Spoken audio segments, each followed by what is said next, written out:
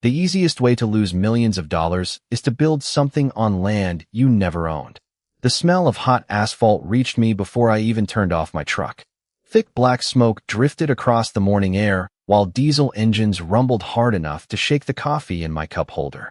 3 bulldozers crawled across the southern edge of my ranch like they belonged there, their steel tracks grinding over limestone that my grandfather had walked almost every morning for 40 years.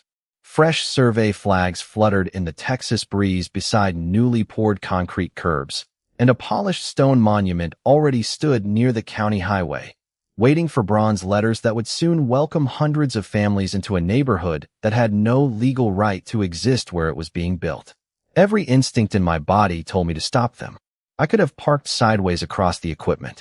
I could have called the sheriff before the first load of gravel ever hit my pasture. I could have marched straight into the construction trailer holding the original deed that proved every inch beneath those machines belonged to me. Instead, I shut off the engine, leaned against the dusty door of my pickup, and quietly watched them spend another fortune. That decision confused everyone who knew me. My name is Ethan Caldwell. I'm 39 years old, a licensed civil engineer, and the 4th generation of my family to manage Caldwell Ridge Ranch, 2,300 acres of rolling Texas grassland that has survived droughts, floods, recessions, and developers who always believed money could erase property lines.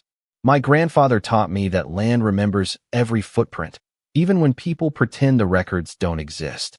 He also taught me something far more valuable than fencing or cattle. Never interrupt someone while they're busy making an expensive mistake. Standing there that morning, I realized I was watching exactly that. The workers weren't nervous. They laughed while fresh asphalt spread behind the paving machine in a perfectly smooth ribbon. Pickup trucks carrying subdivision logos rolled past me without slowing down. Someone even waved, assuming I was another curious rancher watching progress unfold.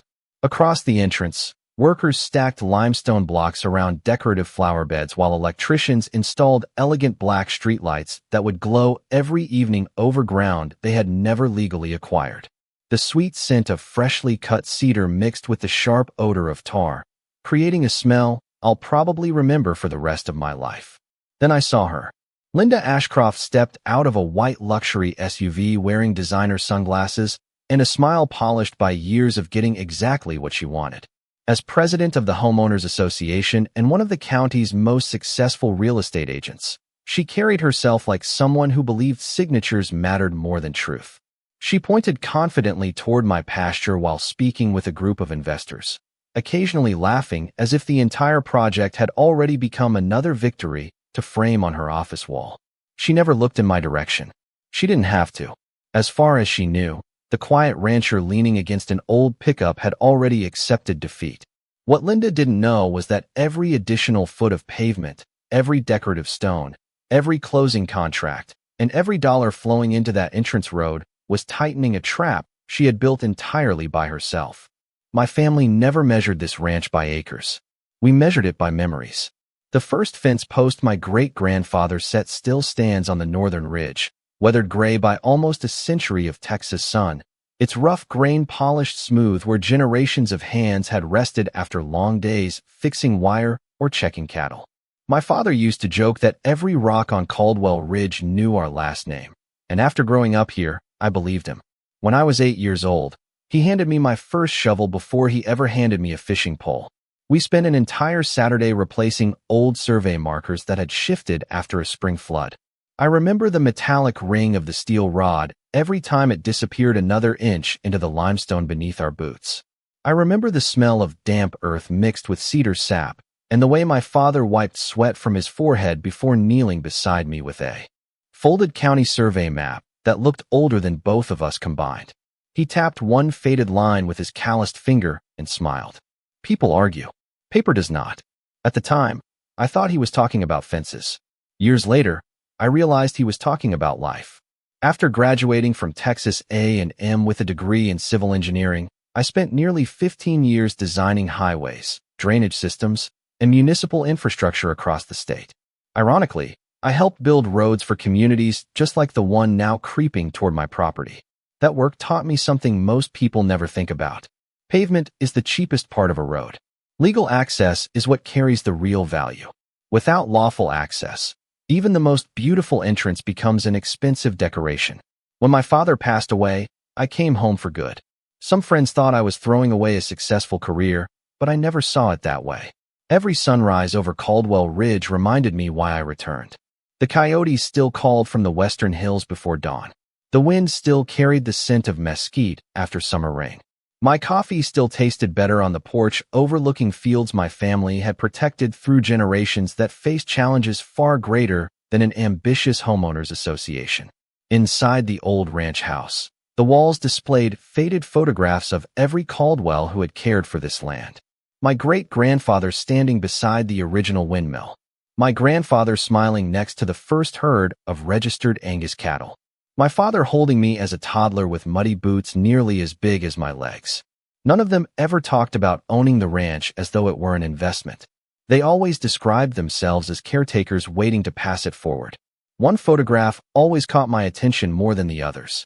It showed my grandfather standing beside a heavy black iron gate at the northern boundary, one hand resting on an old brass padlock, while a worn skeleton key hung from a leather strap around his neck. Every time I asked why he never replaced that antique lock, he gave exactly the same answer. Because someday this key will matter more than anyone expects. Back then, I thought he was simply an old rancher telling another mysterious family story. Standing on my porch years later, watching trucks disappear behind clouds of dust where they should never have been, I finally understood that some lessons take decades before they reveal their true purpose. The first survey crew arrived 6 months before the paving machines. They wore bright safety vests, carried expensive GPS equipment, and walked across my southern pasture with the confidence of people who believed paperwork had already been settled. I watched them from the seat of my utility vehicle while the steady chirping of their electronic survey poles echoed across the open grass. One young technician noticed me and offered a polite wave before returning to his measurements. He was just doing his job. The real decisions had been made somewhere else. A week later, I drove into town for feed and saw a massive billboard that had not been there the day before. Willow Creek Estates. Luxury living begins here. The artist's rendering showed elegant stone walls, tree-lined streets, and a grand entrance boulevard stretching toward the highway. I stared at the illustration for several long seconds before realizing that the boulevard in the picture crossed the exact section of pasture where my cattle had grazed the previous afternoon. I folded the sales brochure the receptionist happily handed me and slipped it into my truck without saying a word. Over the following months, the invasion happened so gradually that someone unfamiliar with the area might have thought it was perfectly normal. First came stacks of construction fencing near the county road. Then temporary utility poles appeared beside freshly painted stakes. The constant hum of generators replaced the peaceful chorus of meadowlarks every morning before sunrise.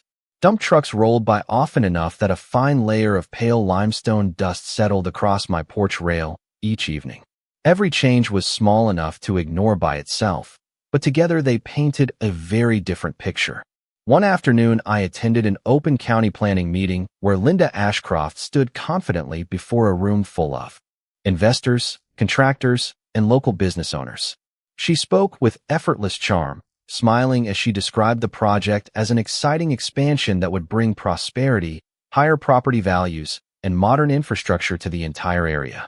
Large color maps covered the display boards behind her. Thick red lines marked future roads, walking trails, decorative ponds, and community entrances. My ranch was represented by a pale green shape on the edge of the map, almost like an empty space waiting to become useful. During the question period, I quietly asked a simple question. Has every required property access agreement already been finalized? The room fell silent for just a moment before Linda looked directly at me with the kind of practiced smile real estate agents reserve for people they believe they have already outmaneuvered. Everything has been handled through the appropriate channels, she answered smoothly. Our legal team has been extremely thorough. Several people nodded with obvious confidence. I nodded too. I simply thanked her and sat back down. As the meeting ended, I overheard one investor whisper that the stubborn rancher had finally accepted progress. Linda laughed softly and replied, "Eventually, everyone realizes they cannot stop growth." She never knew I recorded every public presentation. She never wondered why I never argued. She never questioned why I photographed every survey flag, Every excavation trench, every concrete pour, and every truck entering my property from the same position beside the old oak tree. Day after day, I stood in almost exactly the same spot, listening to air compressors hiss, smelling fresh concrete curing beneath the Texas sun, and quietly filling another hard drive with evidence, while everyone around me celebrated what they believed was already a finished victory. By early autumn, the construction site no longer looked temporary. It looked permanent.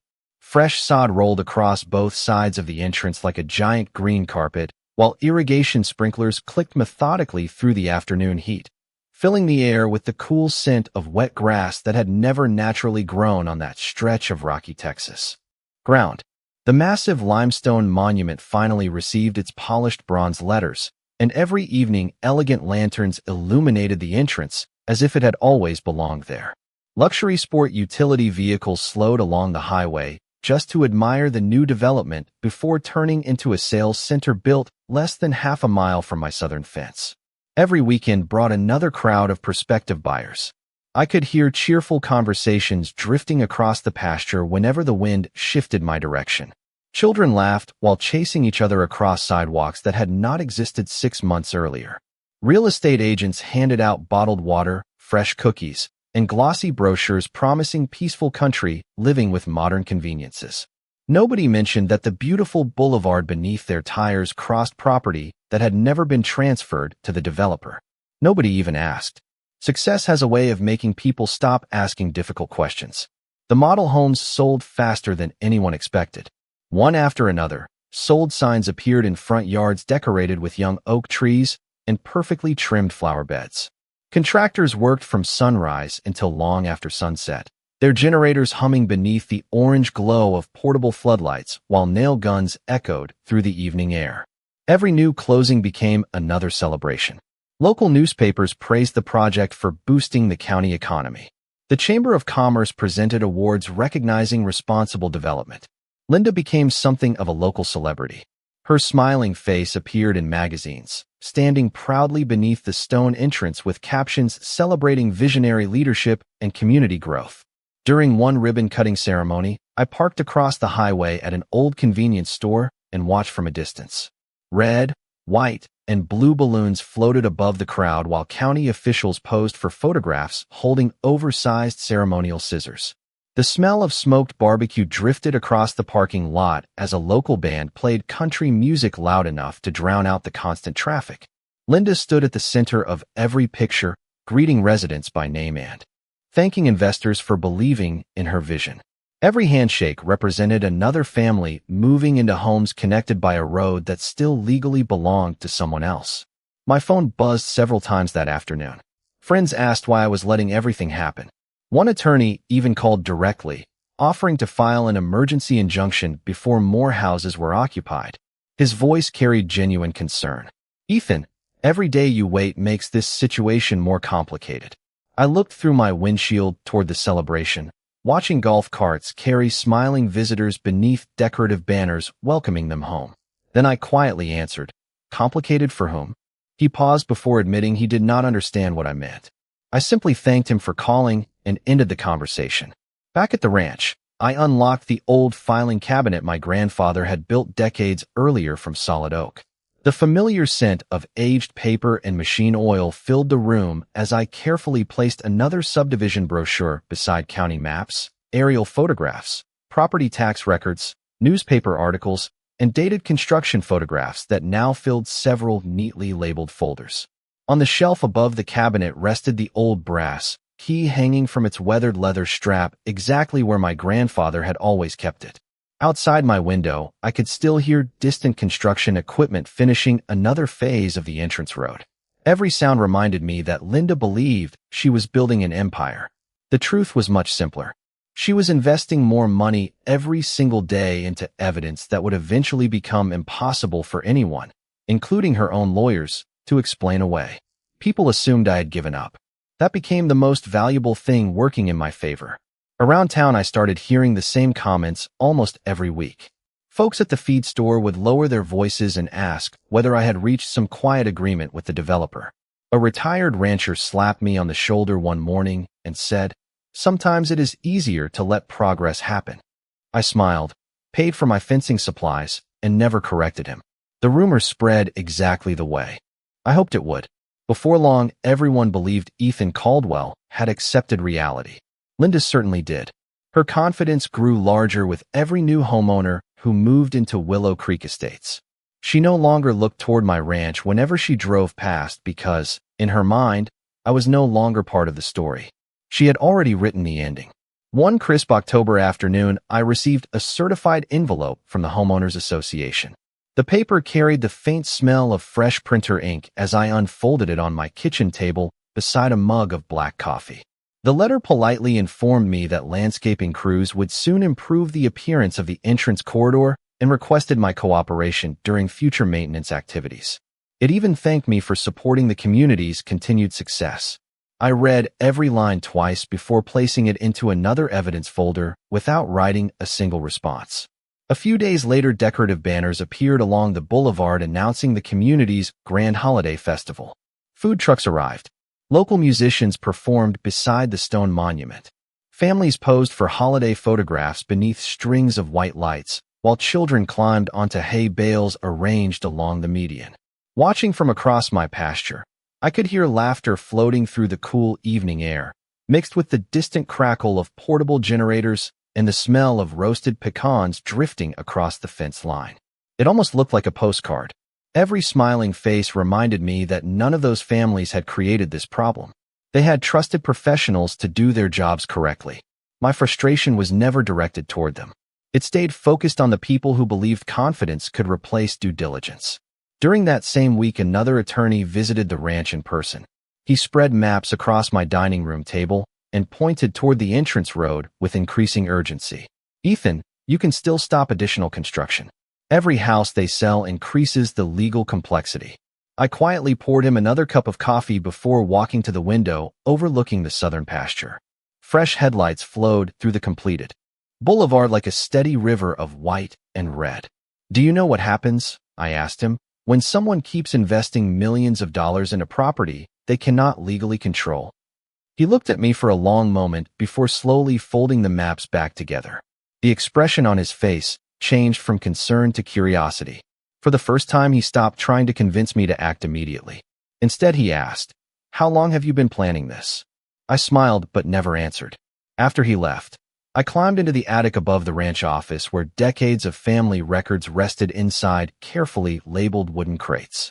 Dust floated through narrow beams of afternoon sunlight, while the old floorboards creaked beneath my boots.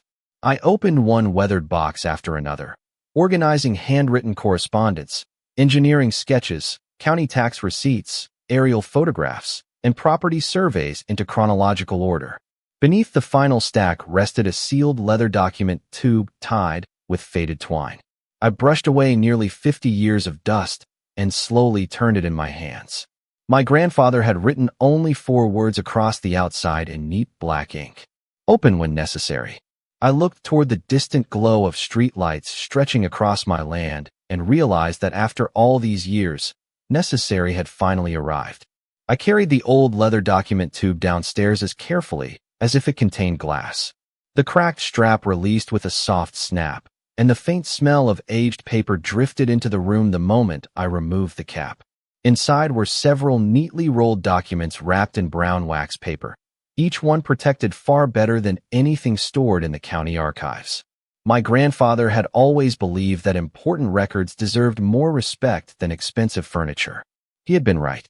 The first document was the original boundary survey prepared nearly 70 years earlier by a licensed surveyor whose handwritten notes still marked every iron monument, creek crossing, and limestone ridge in remarkable detail. The second was even more valuable. It was the recorded chain of title showing every legal transfer of the ranch from one generation of my family to the next without a single break. There were no disputed parcels, no overlapping claims, and no forgotten easements hiding in the margins. The southern boundary where Willow Creek Estates now welcomed new residents had remained exactly the same for decades. The final envelope contained something I had never seen before. It was a signed letter from the Highway Department confirming that every request for public access across our property had been formally denied many years before because my grandfather had refused to dedicate any portion of the ranch for future development. I quietly smiled as I finished reading the last sentence. Suddenly, every piece fit together. The next morning, I drove to the county records office carrying copies instead of originals. The familiar scent of old books and polished wood greeted me as I walked through the courthouse doors. Clerks recognized me from previous visits and directed me toward the archive room, where digital records now sat beside shelves filled with oversized map books. I spent hours comparing my family documents against the official files. Every legal description matched perfectly. Every survey monument appeared exactly where it should. Every recorded deed confirmed the same simple truth. The entrance boulevard had never been granted permission to exist where it stood. Before leaving, I requested certified copies of every relevant filing along with historical aerial photographs and the complete subdivision approval package. No one questioned the request because every document was public record. By late afternoon, my truck contained several organized binders that would have looked painfully ordinary to anyone else. To me, they represented years of patience finally coming together. Over the following week, I quietly assembled the last pieces. A licensed survey company independently verified every property corner using modern satellite equipment. Their bright orange flags appeared beside the original steel markers my father and I had reset when I was a child. The new measurements landed within inches of the old survey despite being separated by generations of technology. I hired a title attorney who reviewed every recorded instrument without finding a single legal access agreement benefiting the subdivision. An engineering consultant compared construction plans against the actual roadway alignment using drone imagery collected over several months. Every report reached the same conclusion without exaggeration or emotion. The completed entrance road occupied land that remained entirely under my ownership. No emergency existed. No public taking had occurred. No easement had ever been negotiated, purchased, or recorded. As the evidence grew thicker inside my office, the subdivision outside continued growing even faster. More moving trucks rolled beneath the illuminated stone entrance every weekend. More families unpacked boxes believing they had found their forever homes. Linda continued smiling for photographs while congratulating everyone involved. She still believed silence meant surrender. She never realized silence had simply given me enough time to replace every assumption with certified facts. And facts have a way of becoming impossible to ignore once they arrive in the right courtroom. The lawsuit was not filed in anger. It was filed on a quiet Tuesday morning while most people inside Willow Creek Estates were driving to work, dropping their children off at school, or walking their dogs beneath streetlights that had never belonged where they stood. I arrived at the county courthouse just after sunrise carrying 2 heavy binders and a leather document tube that had survived 4 generations of my family. The marble floors echoed beneath my boots as my attorney and I walked toward the clerk's office without rushing. Every page had already been reviewed, certified, indexed, and cross-referenced. There were no dramatic speeches waiting to happen. There was only documentation. After the final signatures were completed, the clerk stamped the filing with a firm metallic thud that seemed louder than anything I had heard in months. That single sound marked the first official moment when patience became action. By noon, certified copies had been delivered to the developer, the homeowners association, and every attorney representing the project. The complaint requested judicial confirmation of ownership, damages for unauthorized use, and immediate protection of the property from continued occupation.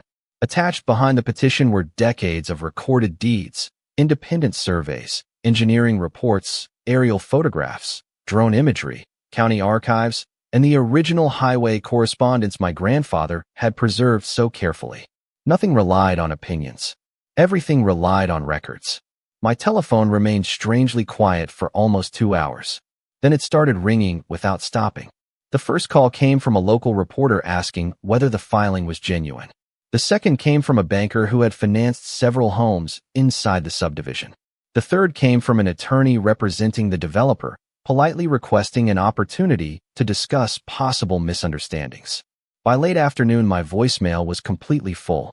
I listened to none of the messages until I returned home. Instead, I drove slowly along the county highway one last time before sunset. The entrance looked exactly as it had the day before.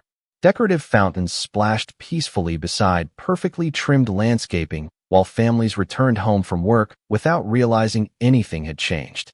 Yet everything had changed. Inside my truck rested the documents that transformed months of quiet observation into a legal question no amount of optimism could answer. The following morning, I stood on the porch with a cup of coffee as the familiar sounds of the subdivision drifted across the pasture. Delivery vans entered through the stone gateway. School buses followed their regular routes. Construction crews continued framing new homes. Then, just before lunch, I noticed something different. Several black sport utility vehicles pulled into the sales office parking lot. Men and women wearing business suits stepped out carrying thick folders instead of construction plans. They were not there to celebrate another successful week of sales.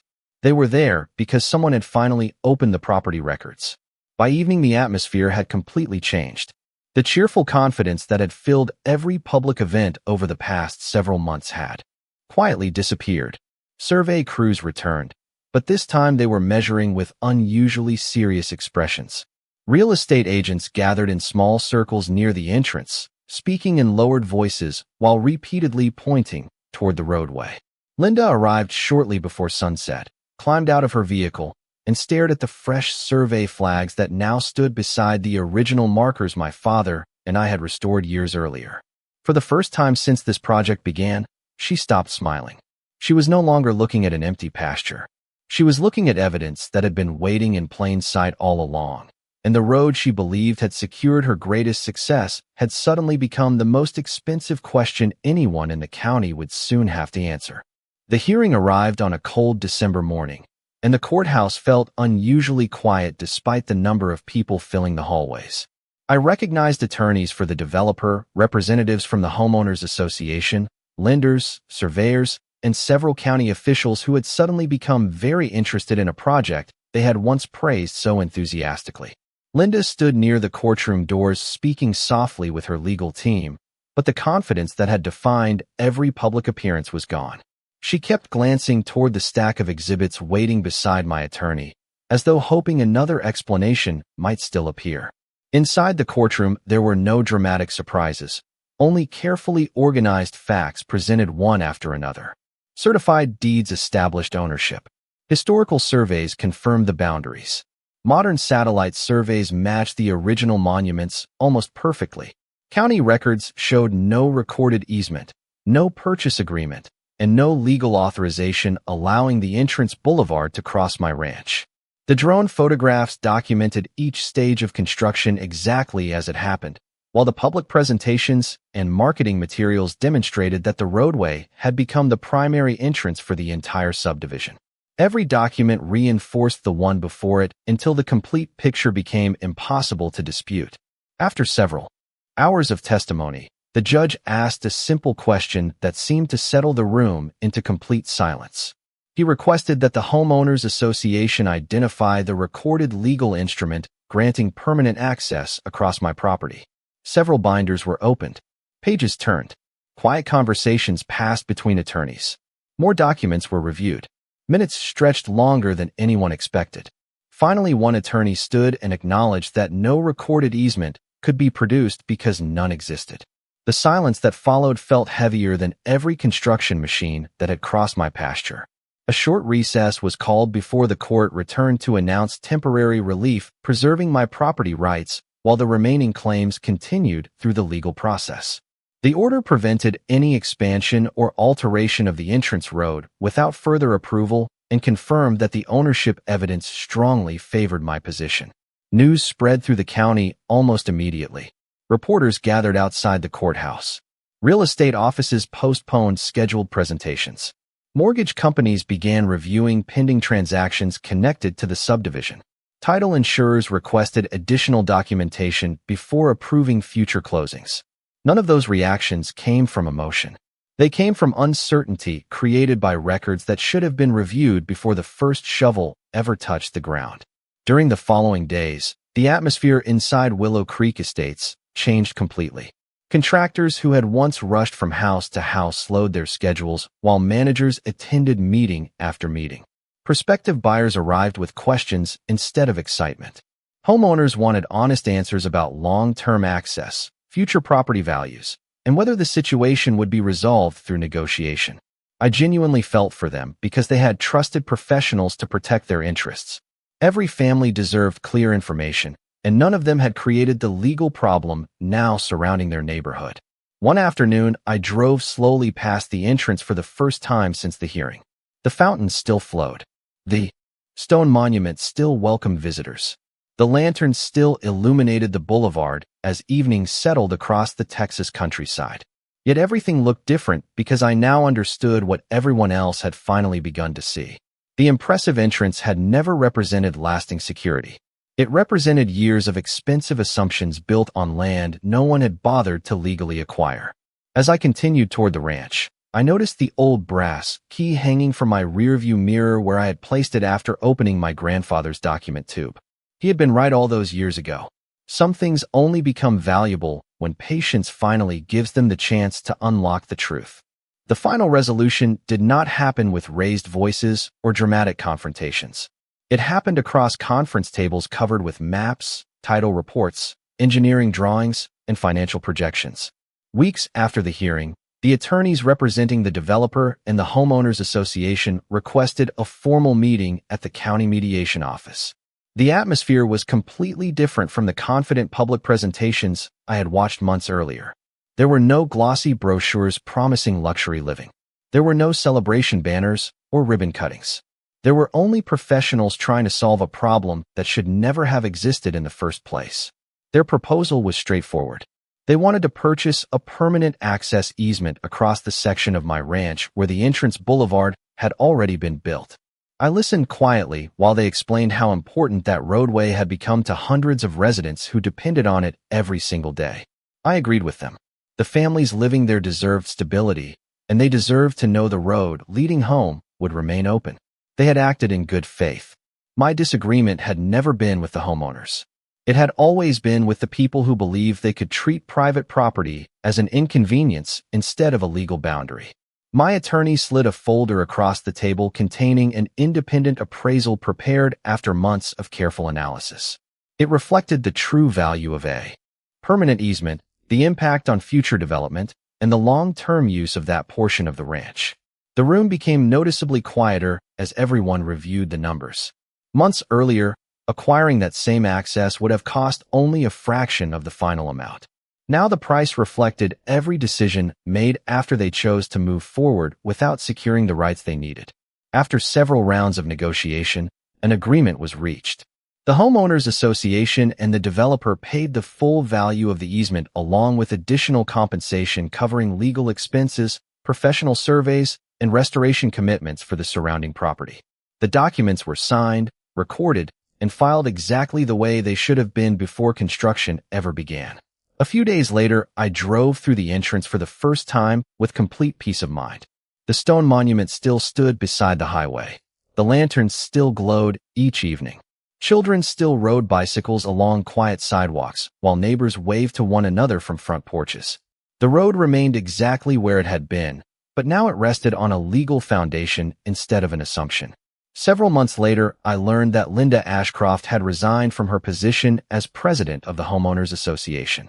A new board introduced stronger oversight, required independent property verification before approving future projects, and adopted policies designed to prevent another mistake like this from ever happening again. Back at Caldwell Ridge Ranch, life settled into its familiar rhythm. The morning breeze still carried the scent of cedar across the hills. Cattle still wandered through open pastures beneath wide Texas skies. The old brass key returned to its place inside the ranch house beside my grandfather's photograph, where it quietly reminded me that patience is often the strongest form of preparation. Sometimes people ask why I never stopped the construction on the very first day. The answer has never changed. A mistake is easiest to deny when it is small. Once it becomes impossible to ignore, the truth speaks for itself. My grandfather understood that long before I did. Justice is not loud. It does not need to be. It simply waits until arrogance finishes building the lesson that honesty will eventually own.